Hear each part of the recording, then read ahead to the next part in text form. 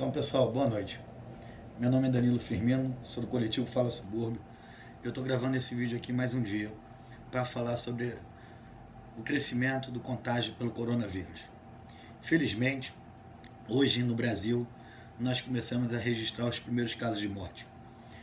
São 2 casos já comprovados. Um em São Paulo, mais cedo, um senhor de 62 anos faleceu, que não tinha viajado do país recentemente, e outro, uma senhora de 63 anos, agora no finalzinho da tarde, no município ali de Miguel Pereira, aqui no estado do Rio de Janeiro, que veio a óbito, que tinha tido contato com a sua patroa, que tinha recém-chegado da Itália com o coronavírus também. Ou seja, a disseminação ao contágio nos estados, no nosso município. Ontem à noite eu gravei um vídeo falando sobre isso também, e mal terminei de gravar o vídeo, eu recebi, entraram em contato comigo, pessoal do Hospital do Acari, muito preocupados com as coisas que já vêm sendo mostradas, até no próprio RJTV, o pessoal vai mostrando ali que a clínica de uma Valadão não tem ar-condicionado, falta máscara, falta luva, e é uma realidade para todo o hospital.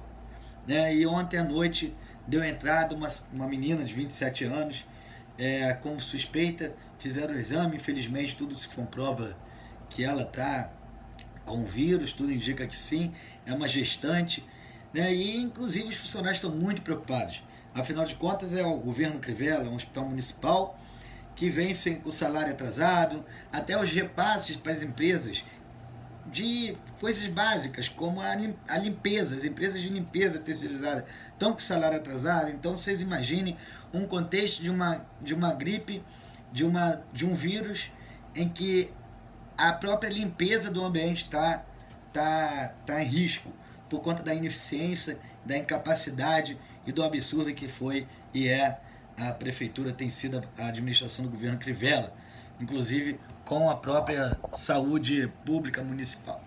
Bem, estou gravando esse vídeo para pedir mais uma vez, conforme eu pedi ontem. Os casos estão chegando próximos a nós. Os casos já estão aqui no subúrbio. Nós sabemos muito bem que a gente não pode contar com a rede de assistência básica. O Crivella acabou com tudo. Pessoal, sabemos também, e todo mundo compreende, a preocupação, o nervosismo. A gente não pode perder emprego. Os comerciantes, os pequenos comerciantes não podem falir. A gente precisa urgentemente de política pública que garanta a vida dessas pessoas depois que o vírus passar. Agora a gente precisa ficar em casa para não morrer, mas nossa vida tem que continuar depois. Tem que continuar com os nossos direitos, com a nossa vida, com as contas pagas, com o nosso aluguel pago. Ninguém pode ser despejado. Então, a gente precisa começar a exigir política pública séria. Primeiríssima coisa, tem que haver um decreto, como aconteceu na França, como aconteceram em outros países, que proíba a demissão no Brasil. Ninguém pode ser demitido nesse período. Também, do mesmo modo que numa empresa, nenhum pequeno comerciante, nenhum comerciante pode sofrer alguma penalidade por não pagar uma duplicata no banco, por não pagar um empréstimo. Tem que ter a suspensão das atividades bancárias, urgentemente. Isso é urgente. Isso é uma das coisas mais importantes para que a quarentena seja cumprida. Porque tem que ser cumprida e tem que ser cumprida ao pé da letra. A Itália chegou agora no final do dia com a taxa de mortalidade de 7,12%. Em média 400 pessoas morrendo nos últimos dias na Itália. A Coreia, a Holanda, passaram com uma taxa de mortalidade de 0,55, 0,25 até. A diferença das duas não é que o povo é mais bonitinho ou menos. Não é porque é mais rico ou mais pobre. A diferença é que fizeram a quarentena. A diferença é que um lado foi precavido e o outro lado não. Um lado fez a prevenção e o outro teve que remediar. A gente tem que ter decisão. A gente quer fazer o quê? Nós não temos 1/3 da capacidade de resposta no sistema de saúde que esses países que até fizeram o erro enorme de preferir remediar do que prevenir, fizeram. para nós vai ser um desastre. Para nós é literalmente uma guerra, como está sendo já nesses países. Para nós vai ser muito maior.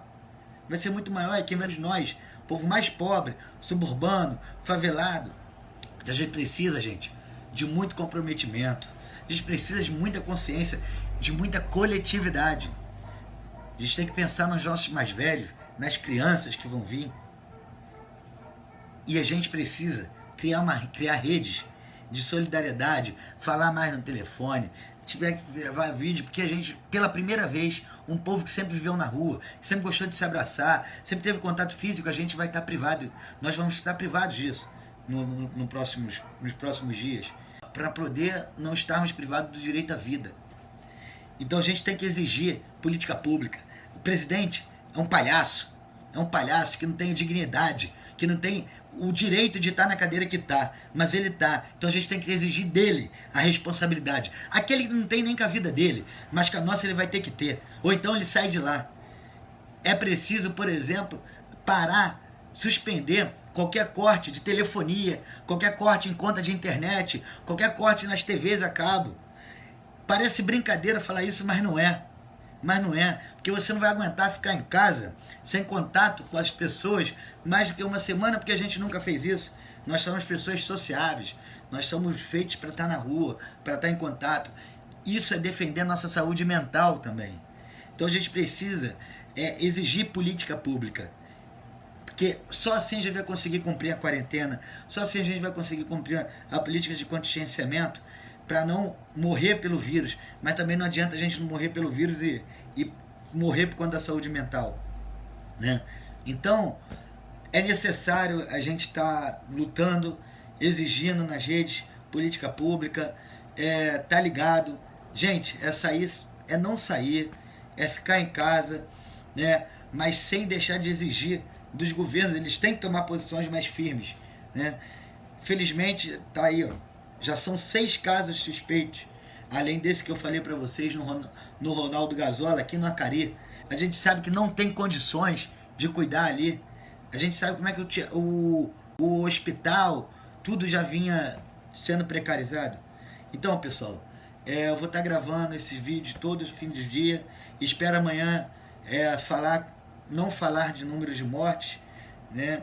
Espero que a gente esteja circulando já menos na rua amanhã. Ainda circulou muita gente hoje. Espero que o governo tome as posições corretas, faça a política certa. Tem que suspender todas as contas, tem que fechar as fronteiras, porque a gente precisa salvar as nossas vidas, precisa salvar nosso futuro. E vamos aí torcer, gente. E outra, um recado aqui direto para esses palhaços irresponsáveis, cretinos, assassinos, não tem outro nome, é assassino. Edir Macedo, Silas Malafaia, são assassinos falando o que estão falando. Brincam com a tua fé e agora com a tua vida. Essas pessoas tinham que estar presas.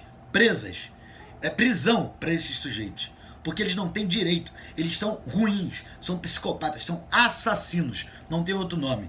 Não tem outro nome. Quem os protege também é. Covid brincadeira, o Covid não é brincadeira. Covid-19 não é brincadeira. E está matando no mundo inteiro, já começou a matar no Brasil. Nós não podemos permitir que isso aconteça e nem que essas pessoas continuem falando, né? Eles têm que ter suas contas bloqueadas no Facebook, urgentemente, inclusive. Nas redes sociais. São assassinos. Estão querendo cometer um genocídio no Brasil.